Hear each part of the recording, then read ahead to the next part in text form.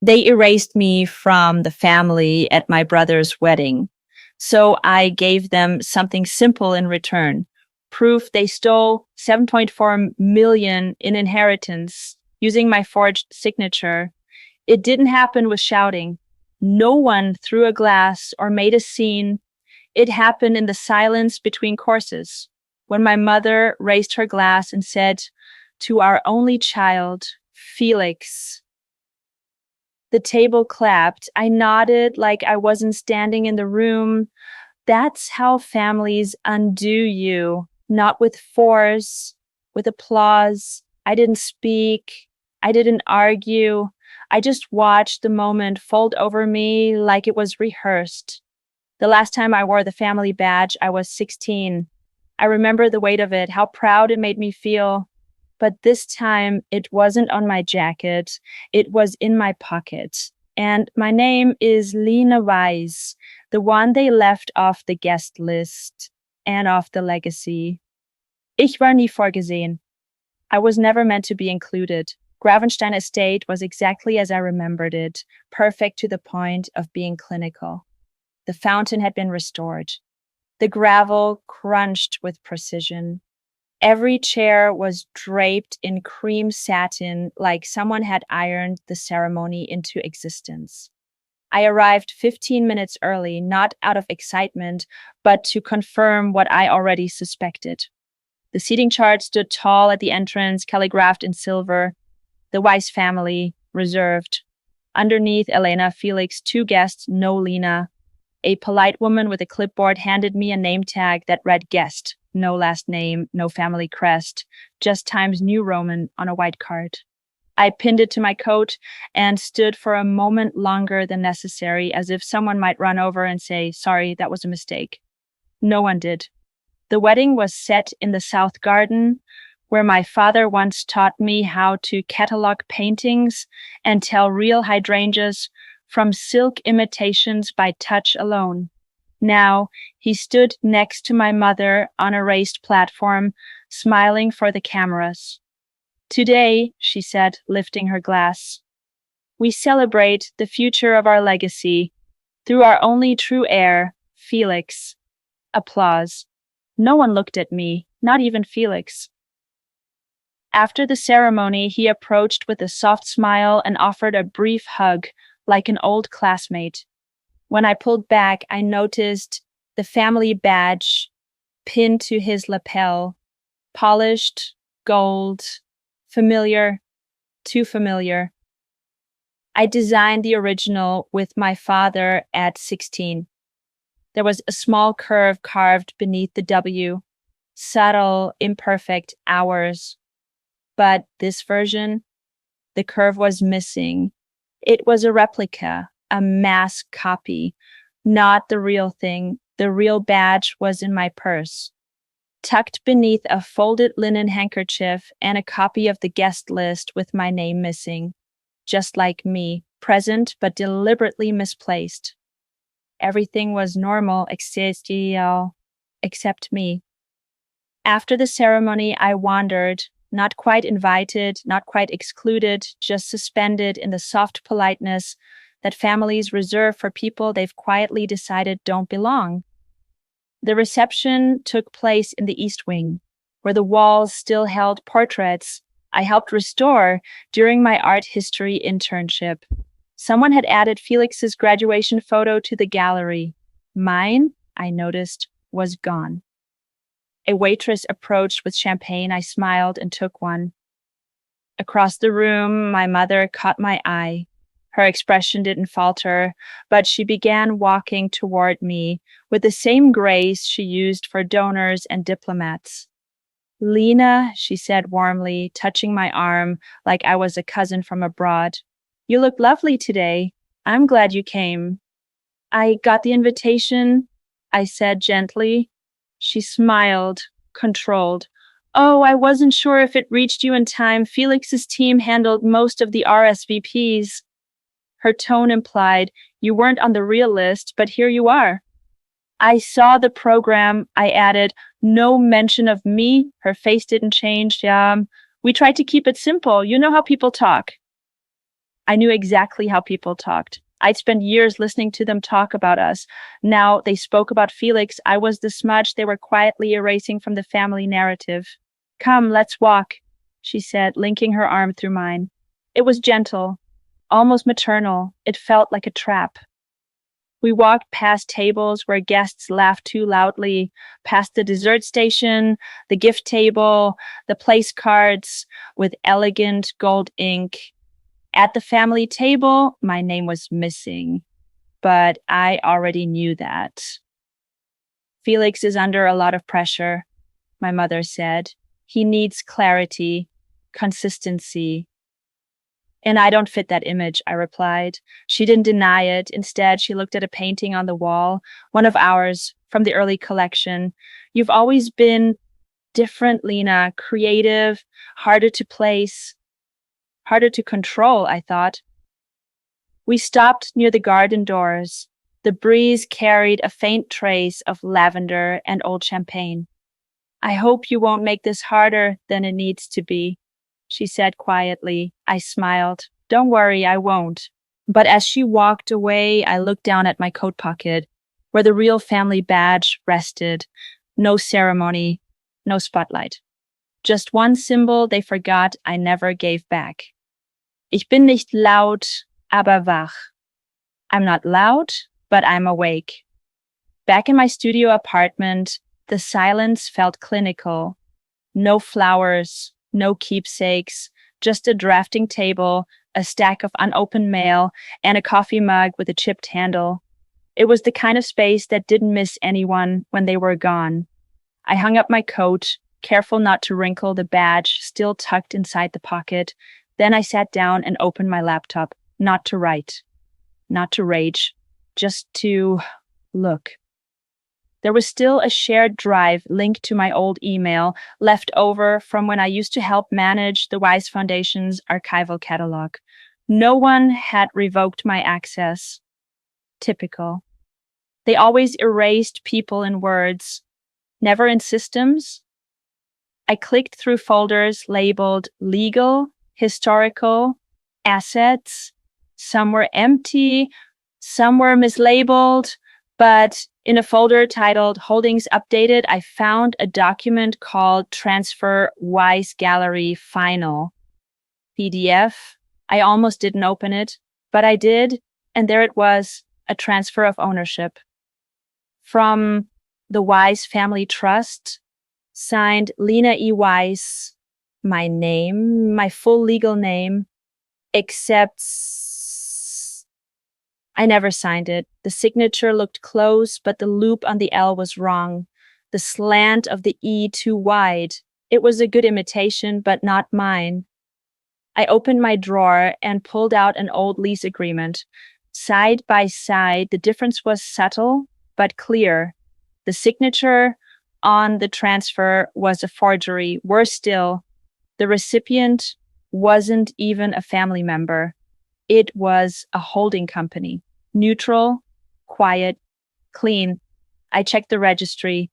They'd used my forged signature to transfer ownership of the Wise Gallery and its contents, estimated at 7.4 million euros.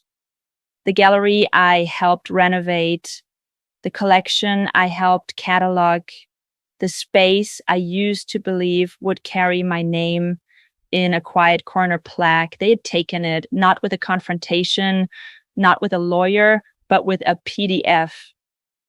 An empty line they pretended I filled. I didn't cry. I didn't text anyone.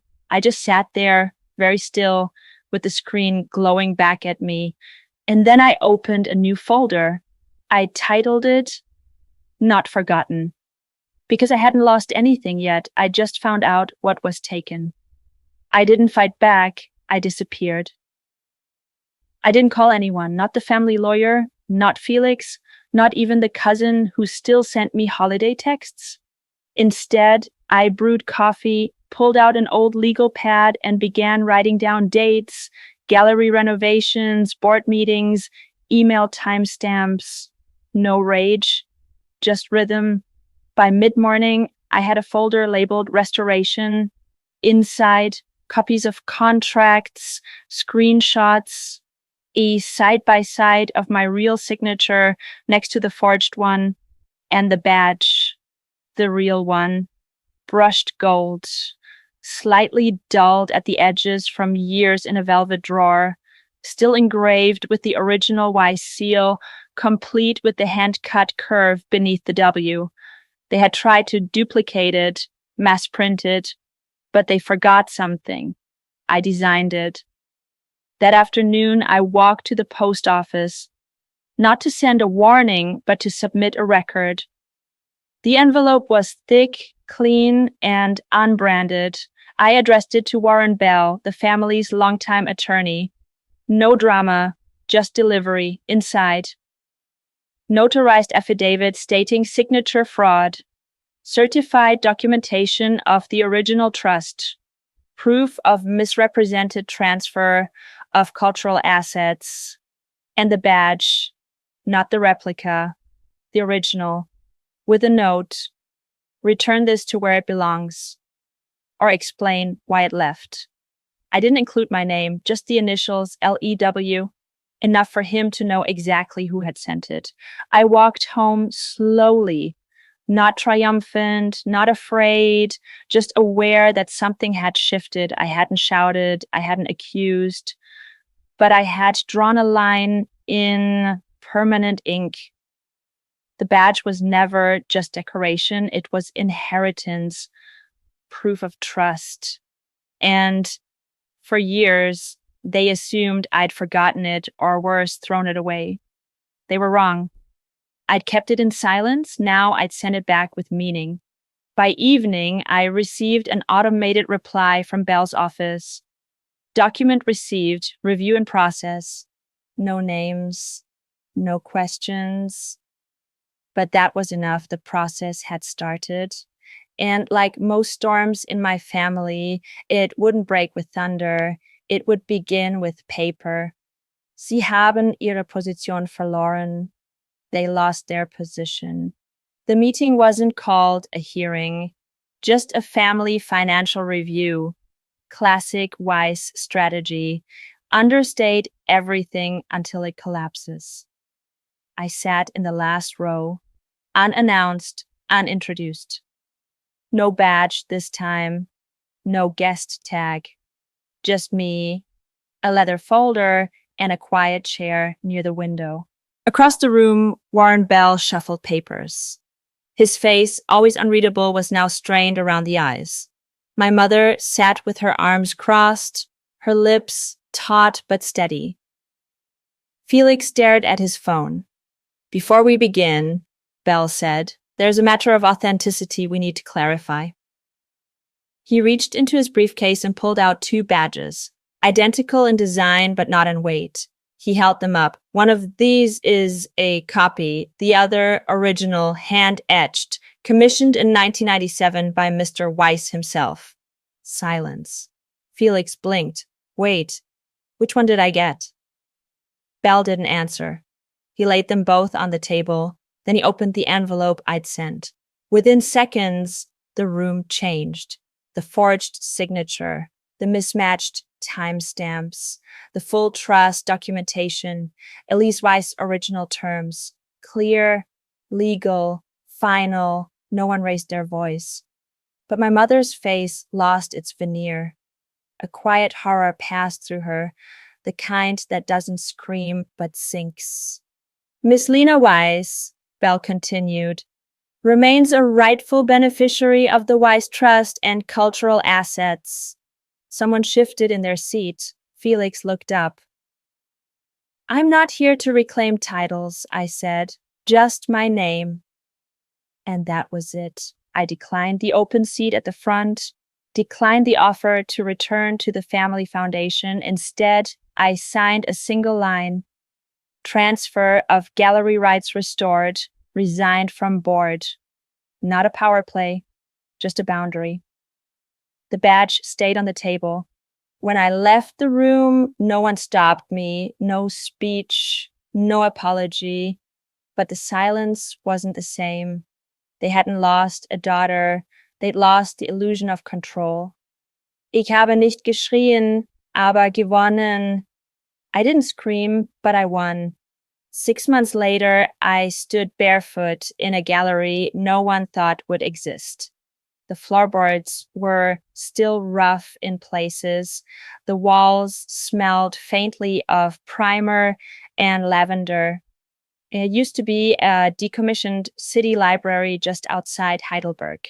Now, it housed works by women whose names had once been missing from every room they entered.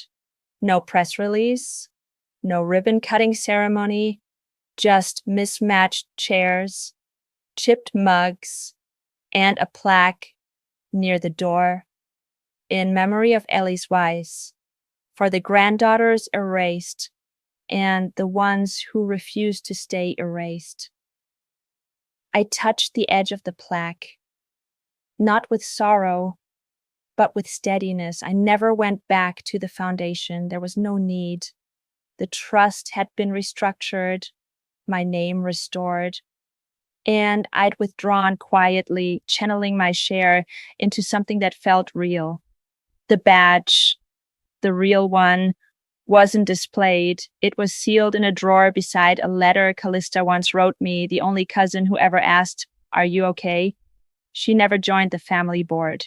Last I heard, she moved to Oslo and opened a pottery studio. She sent a photo once, a clay piece shaped like the old Weiss crest, but fractured down the center. I kept it. That day, one of the students, a girl named Mara, handed me a drawing, her handwriting uneven, bold. "This is you, the lady who said, 'No more pretending.'" I smiled and pinned the drawing to the cork wall, just beneath a sketch I made years ago, a self-portrait I'd always hidden in sketchbooks. I didn't hide anymore. Forgiveness never came wrapped in apologies. It came in choosing not to wait for them. Justice wasn't loud. It didn't arrive with a gavel or press conference. It came in the form of people who knew your name and said it out loud in full. Lina Ellis-Weiss. I had always belonged. They just didn't know how to see me. Now I didn't need them to. Sometimes justice doesn't look like a verdict. It looks like walking away without looking back. Have you ever done that? If you have, your story belongs here too.